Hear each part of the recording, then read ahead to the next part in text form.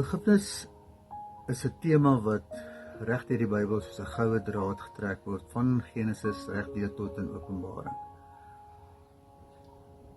Om dit in die praktyk te demonstreer en 'n aanleiding gee van hoe dit sou werk in die werklikheid, wil ek graag vir julle die volgende storie vertel.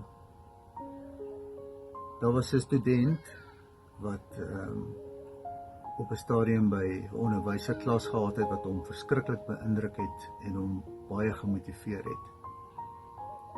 Nou die student se naam is, kom ons noem hom sommer Willem.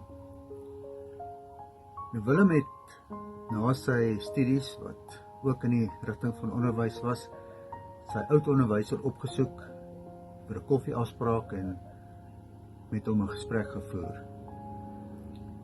En Willem het vir die meneer gesê, meneer, as gevolg van u inspirasie en motivering, het ek ook vandag 'n onderwyser geword. En die onderwyser is baie verbaas en baie opgewonde om te hoor presies wat hy nou gesê het en wat hy nou gedoen het, en hy het ook vir Willem gevra, nou, Willem, gee vir my 'n bietjie meer besonderhede rondom hoe ek jou beïnvloed het of beïndruk het. En Willem sê, meneer, onthou meneer die insident toe daar een van die klaskinders 'n dier horlosie skool toe gebring het. En die horlosie gesteel was en hoe meneer dit teruggevind het. Die onderwyser sê, ja nee, ek onthou die insident. En Willem sê, meneer, ek onthou dit nog so goed soos gister. Toe die horlosie weggeraak en niemand vinger opsteek om te sê dat hy of sy dit geneem het nie, het hy almal van ons in 'n sirkel laat staan. En het gesê, elkeen moet hulle oë toemaak en het begin deursoek van baadjiesak, broeksak, regdeur, tot hy by my gekom het en die horlosie gevind het. En meneer het niks gesê, niks aangedui nie, geen teken gegee dat meneer hom gevind het nie. En tot hy die sirkel voltooi het hy voor die klas gaan staan en gesê, ek het die horlosie gevind.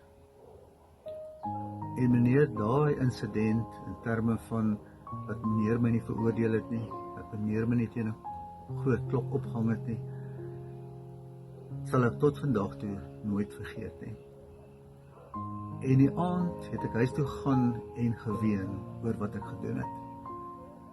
En ek het by my bed gekniel, my hart vir die Here gegee, my sondes bely, en vir Jesus sê, ek sal nooit weer in my lewe steel nie. Maar ook vir die Here gevra, om dit moontlik te maak dat ek ook onderwyser kan word. En meneer, soos wat ek voor die meneer staan, is ek nog steeds my droom verwesenlik, en ek is ook vandag onderwyser. En die onderwyser sê, Willem, dis nou baie interessant, want tot vandag toe het ek nie geweet dat jy was wat die horlosie geneem het nie. En Willem sê ewer verbaas, maar meneer, hoe is dit dan moontlik?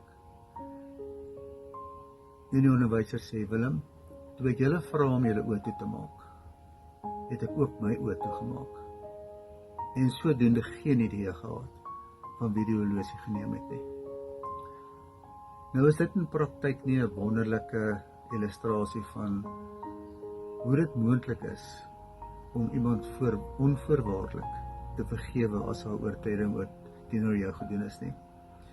En as ons so 'n bietjie reflekteer oor die Paasnaweek, waar God ons so lief gehad het, dat hy sy enigste seun gestuur het om op die kruis te sterf, sodat ons sondes vergewe kan word, ons ongeregtigheid op hom te neem, sodat God na ons kan kyk deur Jesus in die oog van regverdigheid, is dit nie net ongelooflik om te sien wat so groot liefde God vir ons het nie. En vandag is dit ook jou kans. As jy by 'n punt gekom het wanneer jy as jy wonder wanneer die tyd reg is om ook jou lewe vir die Here te gee. En die stappe is so eenvoudig. Dis letterlik 'n kwessie van erken jou sondes, neem berou oor jou sondes, vra vergifnis vir jou sondes, en draai om en sondig nie meer nie. En die vreugde en die vrede wat jy sal beleef, is ongeken. Seën.